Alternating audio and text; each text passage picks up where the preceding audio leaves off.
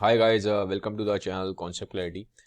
आज की वीडियो में हम पढ़ेंगे थ्योरी ऑफ म्यूटेशन के बारे में। हम क्लास 12 बायो पढ़ रहे हैं, बायो का एवोल्यूशन चैप्टर पढ़ रहे हैं, तो उसका ये पार्ट है theory of mutation. Evolution chapter पे मैंने ऑलरेडी काफ़ी वीडियोस बना दिए हैं, तो जो फर्स्ट टाइम मेरे इस चैनल पे आए हैं जो बच्चे, वो उस पुराने वीडियोज़ को देखिए, तब ये एवोल्यूशन आपको ठीक से समझ में आएगा, अदरवाइज ये वीडियो आपको समझ में नहीं आएगा। ठीक है, तो चलिए स्टार्ट करते हैं इस वीडियो को। इस वीडियो में पहले पढ़ेंगे लेमार्क की थ्योरी के बारे में। लेमार्क कौन थे? ये एक साइंटिस्ट है। ठीक है, लेमार्क एक साइंटिस्ट थे। इन्होंने क्या थ्योरी दी थी? इन्होंने बोला था कि जैसे कि जो जिराफ है, ठीक है, यहां पर आप जिराफ देख सकते हो, ये जिराफ इस फूड को खाने की कोशिश कर रहा है। ठीक है, ये जिराफ इस फूड को खाने की कोशिश कर रहा है, क्योंकि पहले यहाँ पे ग्रास थी, जमीन पे ग्रास थी, लेकिन जमीन पे ग्रास किसी तरीके से खत्म हो गई। ठीक है, तो उसका जमीन पे जो फूड था वो खत्म हो गया। तो अब ये जिराफ इस ऊपर वाले फूड को खाने की कोशिश कर रहा है, तो धीरे धीरे अपनी नेक को लंबा करेगा। इस फूड को खाने के लिए ये अपनी नेक को ऊंचा करने की कोशिश करेगा ताकि इस फूड तक पहुंच पाए। तो लेमार्क ने कहा था धीमे धीमे ये जैसे जैसे अपनी गर्दन लंबी करती जाएगा, ठीक है, ये जिराफ गर्दन लंबी करेगा, तो ये इस फूड के सोर्स तक पहुंच जाएगा विद टाइम, क्योंकि ये अपनी इस गर्दन की मसल को यूज कर रहा है। क्योंकि गर्दन की मसल को यूज कर रहा है तो ये विद टाइम ज्यादा डेवलप हो जाएगी, और जैसे ये डेवलप होगी तो ये इसकी गर्दन डेवलप हो जाएगी और ये इस फूड तक पहुंच जाएगा। ठीक है, तो ये लेमार्क का कहना था। अब यहां तक तो पॉइंट ठीक है कि जिस चीज को आप ज्यादा यूज कर रहे हो वो चीज ज्यादा डेवलप होती है, लेकिन लेमार्क की थ्योरी में एक गलती थी। वो गलती क्या थी? लेमार्क ने बोला कि मान लो जैसे कि ये यहां तक इस जिराफ ने अपनी गर्दन को लंबा कर करके यहां तक पहुंचा लिया। ठीक है, अब इसने बोला कि ये जो उसके बच्चे भी होंगे, ठीक है, इस जिराफ के, उसकी भी गर्दन लंबी होगी। ठीक है, लेकिन ऐसा नहीं था, क्योंकि ये जिराफ जो है ओरिजिनली इसके ये जो इसने अपनी गर्दन को लंबा किया है, इससे इसके जीन्स में कोई चेंजेस नहीं आए। जीन्स के लेवल पे नो चेंजेस है। ठीक है, तो जीन्स के लेवल पे कोई चेंजेस नहीं है, और जब तक जीन्स के लेवल पे कोई चेंजेस नहीं होते वो आगे पास ऑन नहीं होते। ठीक है, लेकिन लेमार्क तो कहते थे कि आगे पास ऑन होते हैं। तो यहीं पे इनकी जो थ्योरी है ना वो गलत प्रूव हो गई, क्योंकि ये जो गर्दन लंबी हुई है ये क्या है? ये एक एक्वायर्ड कैरेक्टरिस्टिक है। एक्वायर्ड कैरेक्टरिस्टिक है, ये इनहेरिटेड नहीं है। ठीक है, एक्वायर्ड कैरेक्टरिस्टिक मतलब जो आप अपनी लाइफ में एक्वायर करते हो, आपके जीन्स में नहीं है। क्योंकि ये जीन्स में नहीं है, ये इस जिराफ ने अपनी लाइफ में, अपने लाइफ टाइम में एक्वायर किया, गर्दन ऊंचा कर करके। ठीक है, एज पर लेमार्क इसने अपनी गर्दन ऊंची करता रहा, तो इसने पैदा तो ये छोटा ही हुआ था, छोटी गर्दन लेके हुआ था, लेकिन अपने लाइफ टाइम में इसने गर्दन को ऊंचा किया, कर करके इसकी गर्दन लंबी हो गई। तो ये एक्वायर्ड कैरेक्टरिस्टिक है जो उसने भी लाइफ टाइम में डेवलप किया। ये इसके जीन्स में नहीं था, ये पैदा नहीं हुआ था गर्दन लंबी लेके। ठीक है, तो लेमार्क कहते थे कि अब इसके जो बच्चे होंगे लंबी गर्दन वाले जिराफ के, जब जिराफ की गर्दन लंबी हो गई तो वो भी लंबी गर्दन लेके पैदा होंगे। लेकिन यहाँ गलती हो गई, क्योंकि एक्वायर्ड कैरेक्टरिस्टिक कभी भी आगे इनहेरिट नहीं होते, बच्चों में पास ऑन नहीं होते एक्वायर्ड कैरेक्टरिस्टिक। ठीक है, वही कैरेक्टरिस्टिक आगे बच्चों में पास ऑन होते हैं जिसमें जीन्स के लेवल पे चेंज आता है, और लेमार्क की थ्योरी में जीन्स के लेवल पे कोई चेंज नहीं आ रहा था। ठीक है, थोड़ा देखो, लेमार्क की थ्योरी को बोलते हैं थ्योरी ऑफ एक्वायर्ड कैरेक्टरिस्टिक। ठीक है, ये जो मैंने अभी आपको बताया, ये जैसे हमें समझ में आया। ठीक है, कि जिराफ गर्दन लंबी करता करता जा रहा है और इसकी गर्दन यहाँ लंबी हो गई, और उसके बच्चे भी अब जो होंगे लंबी गर्दन लेके पैदा होंगे। लेकिन ये गलत है थ्योरी, क्योंकि ये थ्योरी ऑफ एक्वायर्ड कैरेक्टरिस्टिक्स में जीन्स के लेवल पे कोई चेंजेस नहीं आ रहे। तो जब तक जीन्स के लेवल पे चेंजेस नहीं आएंगे, बच्चों में आगे कोई चेंजेस नहीं आएंगे, तो आगे जो बच्चे होंगे ना वो लंबी गर्दन लेके पैदा नहीं होंगे। ठीक है, तो इसलिए हमें मालूम है कि लेमार्क की थ्योरी आज क्या है, फॉल्स है। इसका एग्जाम्पल थोड़ा सा आप ऐसे समझ सकते हो, जैसे आर्नोल्ड श्वार्ज़नेगर है, ये वर्ल्ड के नंबर 1 बॉडी बिल्डर है। ठीक है, वर्ल्ड के नंबर 1 बॉडी बिल्डर है, आप देख भी सकते हो, काफी अच्छी बॉडी है। तो अब इनका जो बच्चा होगा ना नॉर्मली होगा, भले ये पूरी जिंदगी कितनी भी जिम जाके एक्सरसाइज करते रहें, क्योंकि ये जो ट्रेट है बड़ी मसल्स का, ये उन्होंने मेहनत कर करके जिम में डेवलप किया है, ये इन्होंने अपनी लाइफ टाइम में एक्वायर किया है। इनके जीन्स पे चेंजेस नहीं आएंगे, एक्सरसाइज करते रहेंगे तो उससे इनकी जीन्स में चेंजेस नहीं आ रहे। ठीक है, तो इसलिए, क्योंकि ये एक एक्वायर्ड कैरेक्टरिस्टिक है। आप जिम में जाके मान लो आप एक्सरसाइज करते हो, आप अपनी बहुत मसल्स बनाते हो, आप 10 साल 20 साल एक्सरसाइज करते हो, आपने अच्छी मसल्स बना ली, अच्छी फिजिक बना ली, तो जरूर नहीं है आपका बच्चा भी ऐसी फिजिक लेके पैदा होगा, वो बिल्कुल नॉर्मल होगा। क्योंकि वो कैरेक्टरिस्टिक अच्छा आपने जो बॉडी बनाई है वो आपने अपनी इस लाइफ में एक्वायर किया, आप पैदा नहीं हुए थे, वो आपकी जीन हो सकता है आपके जीन्स बनाओ, ठीक है, क्योंकि वो जीन्स में चेंजेस नहीं आए। जो आपने बॉडी बिल्डिंग करी या आपने एक्सरसाइज करी या मान लो आपने रनिंग करके अपना स्टैमिना बिल्ड किया, तो आपने ये अपनी लाइफ टाइम में एक्वायर किया है, उससे आपके जीन्स लेवल जेनेटिक्स लेवल पे चेंजेस नहीं आते। और जिस भी चीज से जेनेटिक्स लेवल पे चेंजेस नहीं आएंगे उससे आपके आगे जो बेबी होगा, जो बच्चे होंगे, उनमें चेंजेस नहीं आएंगे, ठीक है। तो इसलिए यहां से प्रूव होता है कि इनकी जो थ्योरी है एक्वायर्ड कैरेक्टरिस्टिक जो थी वो पूरी तरह सही नहीं थी, फॉल्स थी। इसको एक साइंटिस्ट ने और प्रूफ किया था रैट की हेल्प से। जैसे उसने ना 2 चूहे ले लिए, ठीक है, मान लो एक चूहा है एक रैट 1, एक चूहा और लिया रैट 2, ठीक है। तो उस साइंटिस्ट ने क्या किया, इनकी जो पूंछ है वो पूंछ काट दी, यहां लेते हैं, उस साइंटिस्ट ने इन रैट्स की पूंछ काट दी, ठीक है। और ये मान लो मेल रैट था और ये फीमेल रैट था, इनको आपस में इनकी मीटिंग कराई। तो अब साइंटिस्ट ने देखा जो इनके बच्चे हो रहे हैं आगे बिना पूंछ वाली बच्चों इनके, ठीक है, इन 2 रैट्स की पूंछ काट दी, लेकिन फिर भी जो उनके बच्चे हो रहे हैं उनकी टेल थी, ठीक है। तो फिर इसने साइंटिस्ट ने क्या करा, मान लो 2 बच्चे हुए यहाँ पे, दोनों की टेल है, यहां भी मेल फीमेल है, इनकी फिर इसने पूंछ काट दी, फिर आपस में मेट करवाया, फिर देखा फिर बच्चा ऐसे ही हो रहा है टेल के साथ। ऐसे ये 21 जनरेशन तक करता रहा साइंटिस्ट, लेकिन जो 22वीं जनरेशन हुई वो भी टेल के साथ ही पैदा हुई। तो उससे ये मालूम पड़ा क्योंकि पूंछ काटने से जीन्स के लेवल पे चेंजेस नहीं आ रहे थे, वो एक्वायर्ड था लाइफ टाइम, पैदा तो वो राइट टेल लेके ही हुआ था। तो आप उसकी टेल काटते रहो कोई फर्क नहीं पड़ने वाला, क्योंकि टेल काटने से उसके जीन्स के लेवल पे चेंजेस नहीं आ रहे। तो जीन्स के लेवल पे चेंजेस नहीं आ रहे तो इसीलिए हर जो नई जनरेशन हो रही है, जो उनके बच्चे हो रहे हैं, उनकी टेल निकलती है, टेल जा नहीं रही। तो 22वीं जनरेशन तक उसने ऐसे करके देखा, 21वीं जनरेशन तक, तो 22वीं जनरेशन में भी जो चूहा पैदा हुआ उसकी टेल थी, भले ही सारे पीछे जो 21 जनरेशन थी साइंटिस्ट उनकी टेल काटता रहा। तो इससे प्रूव हुआ कि जो लेमार्क की थ्योरी है वो ठीक नहीं है, ठीक है। चेंजेस कब आते हैं बेबीज में, जब जीन्स के लेवल पे चेंजेस आते हैं, ठीक है। समझ में आ गया लेमार्क की थ्योरी, ये इंपॉर्टेंट है बताना, क्योंकि तभी आपको समझ में आएगा म्यूटेशन थ्योरी। अब हम पढ़ते हैं म्यूटेशन होता क्या है। लेमार्क पढ़ लिया, लेमार्क ने जो थ्योरी दी थी ना, लेमार्क की थ्योरी थी अराउंड 1800 के आसपास, लेमार्क ने दी थी थ्योरी 1800 के आसपास।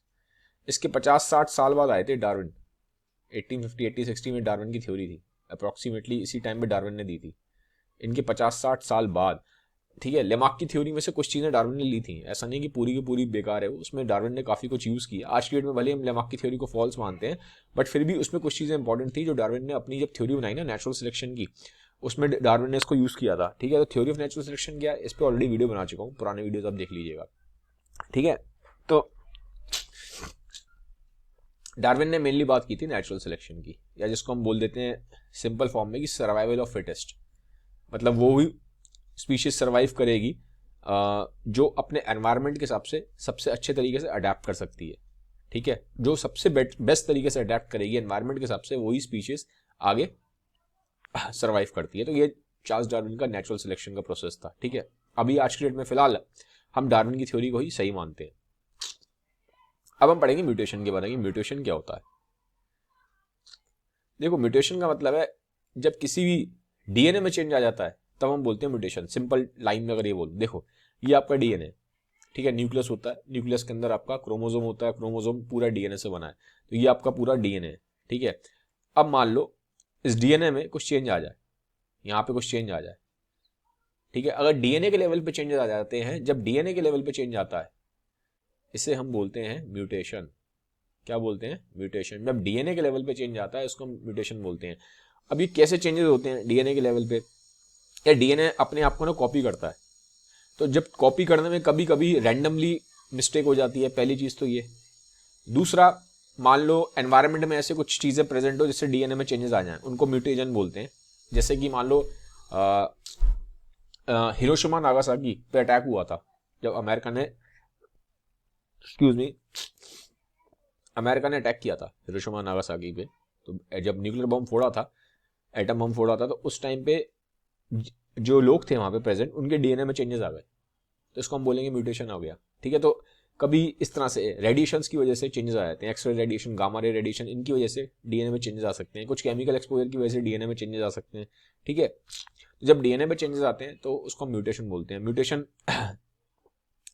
से क्या होगा, अब म्यूटेशन होगा तो क्या होगा, जब डीएनए के लेवल पे चेंजेस आ गए तो फिर म्यूटेशन आगे पास ऑन हो जाते हैं, ठीक है। तो म्यूटेशन की बहुत चांसेस रहते हैं कि म्यूटेशन आगे स्पीशीज में पास ऑन हो सकते हैं, क्योंकि मैंने बोला था पास ऑन वही चीज़ होगी आगे, आपके बच्चे वही चीज़ इनहेरिट करेंगे जब डीएनए के लेवल पे चेंजेस आएंगे, ठीक है। तो म्यूटेशन पास ऑन हो सकते हैं, और म्यूटेशन ना एक बहुत स्ट्रॉन्ग रॉ मटेरियल है एवोल्यूशन के लिए। एवोल्यूशन का क्या मतलब है यार? एवोल्यूशन का मतलब है कि स्पीशीज में चेंजेस आना विद टाइम, और विद टाइम वो बहुत बड़ा टाइम होता है, हजारों लाखों साल में जाके चेंजेस आते हैं। वो चेंजेस कब आते हैं? जब डीएनए, एक स्पीशीज की डीएनए में चेंजेस आने स्टार्ट होते हैं, ठीक है। तो म्यूटेशन क्या है? डीएनए में चेंजेस है, तो म्यूटेशन बहुत इंपॉर्टेंट है एवोल्यूशन के लिए, ठीक है। समझ में आ गया? लेकिन खाली म्यूटेशन की वजह से डीएनए एवोल्यूशन नहीं होता, एवोल्यूशन कई वजह से होता है। जैसे मैं बताता हूँ आपको, एक चीज और समझ लो, एवोल्यूशन खाली म्यूटेशन की वजह से नहीं होता।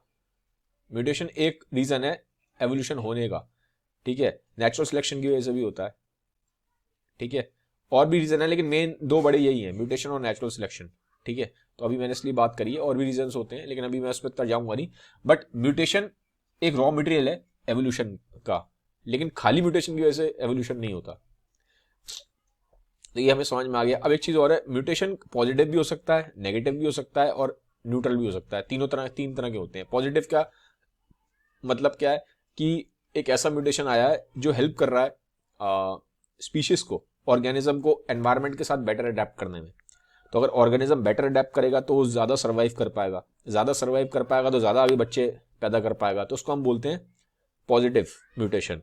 एक होता है नेगेटिव म्यूटेशन, जैसे कि हम सिंपल बोलते हैं सिकल सेल एनीमिया, ठीक है। सिकल सेल एनीमिया आरबीसी के लेवल पे चेंजेस आ जाते हैं। अभी उसमें नहीं जाऊंगा सिकल सेल एनीमिया क्या है, वो बाद में डिसीज वाले इसमें कवर कर सकते हैं। तो आप ये मान के चलो कि कोई नेगेटिव म्यूटेशन का मतलब होता है कि जिसकी वजह से जो ऑर्गेनिज्म है वो ढंग से सर्वाइव नहीं कर पा रहा।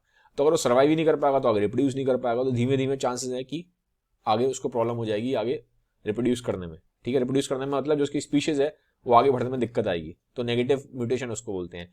और एक न्यूट्रल म्यूटेशन होता है, जिसका मतलब है कि जिससे कोई इफेक्ट नहीं हो रहा, मतलब बहुत ज्यादा फर्क पड़ नहीं रहा ऑर्गेनिज्म के सर्वाइवल पे, ठीक है। फिर एक चीज और भी है, ये पॉजिटिव म्यूटेशन या नेगेटिव म्यूटेशन, इस पे भी डिपेंड करता है एनवायरनमेंट क्या है। तो कभी कभी ये भी होता है कि कुछ टाइम बाद पॉजिटिव नेगेटिव हो जाता है और नेगेटिव पॉजिटिव हो जाता है, जैसे जैसे एनवायरनमेंट चेंज होता है। तो एनवायरनमेंट पे बहुत डिपेंड करता है कि वो जो म्यूटेशन है वो पॉजिटिव होगा कि नेगेटिव होगा, ठीक है।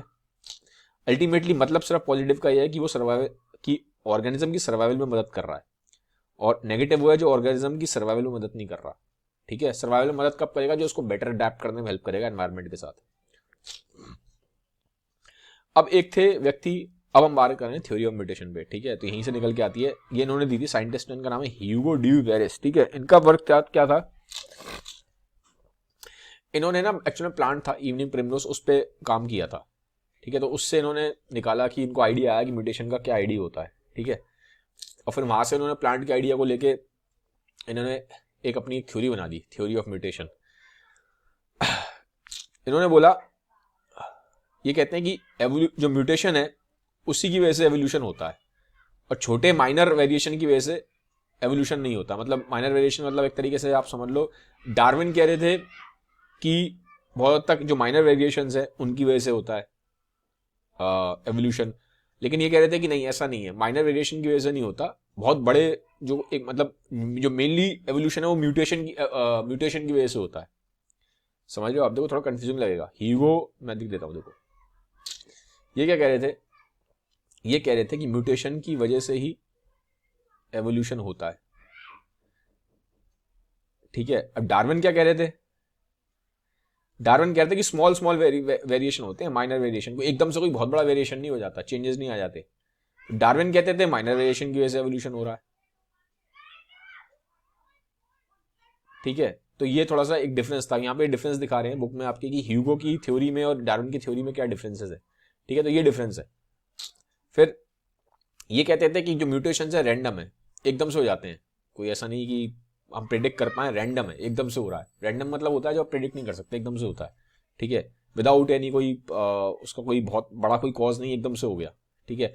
और डायरेक्शनलेस है, कोई डायरेक्शन नहीं है उसका, समझ रहे हो? जैसे कि मान लो जैसे डार्विन के हिसाब से क्या है कि अभी जैसे कि गर्दन लंबी होती है, मान लो हाइट की बात करते हैं, तो डार्विन के हिसाब से क्या हो रहा है कि पहले जो हमारे एंसेस्टर थे, जैसे जो ह्यूमंस के, जैसे एंथ्रोपोलिस था एक, अगर आप थ्योरी पढ़ोगे मतलब एवोल्यूशन पढ़ोगे तो पीछे अगर हम जाते हैं बहुत पीछे जाएंगे तो ह्यूमंस का एक एंसेस्टर था एंथ्रोपोलिस।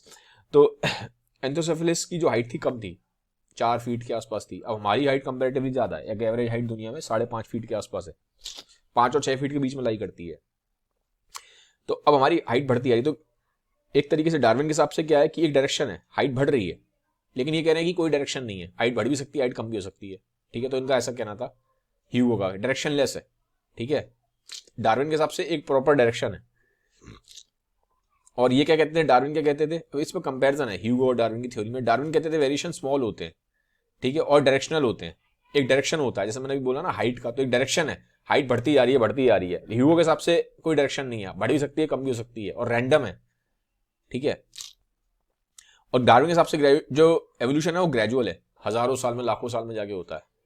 ठीक है, लेकिन ये क्या कहते थे, ह्यूगो ये कहते थे कि इतना बड़ा चेंज आ सकता है डीएनए के लेवल पे, इतना बड़ा चेंज आ सकता है कि एकदम से नई स्पीशीज बन जाए। भाई डार्विन क्या कह रहे थे, डार्विन कहते थे नई स्पीशीज बनने के लिए ना हजारों साल का टाइम लगता है, हजारों से लाखों साल का टाइम लगता है, लैक्स ऑफ ईयर्स।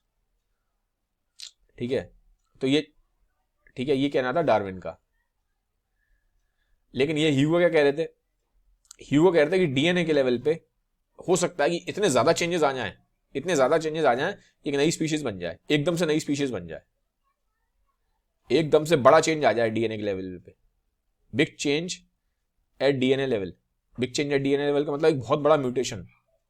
अगर बहुत बड़ा म्यूटेशन हो जाए, एकदम से डीएनए के लेवल पे बहुत बड़ा चेंज आ जाए, तो बिल्कुल इमीडिएटली एक नई स्पीशीज बन सकती है। ठीक है, सिंगल स्टेप में, इतना वेट नहीं करना हजारों साल लाखों साल। ठीक है, तो ये ऐसा ह्यूगो का कहना था। इसको हम बोलते हैं सॉल्टेशन, ये इंपॉर्टेंट टर्म है, याद रखना। सॉल्टेशन मतलब है सिंगल स्टेप पे इतना बड़ा चेंज आ जाए डीएनए के लेवल पे, एकदम से नई स्पीशीज बन रही है। ठीक है, तो ऐसा था। तो गाइस ये था आज का वीडियो। आई होप वीडियो आपको अच्छा लगा होगा। वीडियो अच्छा लगा तो काइंडली सबके साथ शेयर जरूर करिएगा। Have a nice day, bye bye, take care.